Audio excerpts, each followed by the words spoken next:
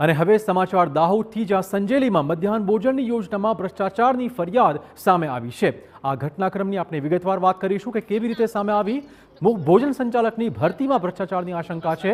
2 લાખ લઈ મધ્યાહન ભોજન સંચાલકની ભરતી કરાતી હોવાની આશંકાઓ છે। ફોન પર વાતચીતનું એક ઓડિયો સામે આવ્યો છે। અભ્યાસ નહીં પરંતુ નાણાંના મેરિટ મારફતે ભરતી કરાઈ હોવાનો ઓડિયોમાં ઉલ્લેખ છે।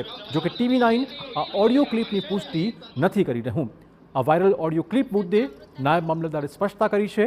તમામ ભરતી નિયમો અને કાયદા અનુસાર થઈ હોવાનો તેમણે દાવો કર્યો હતો।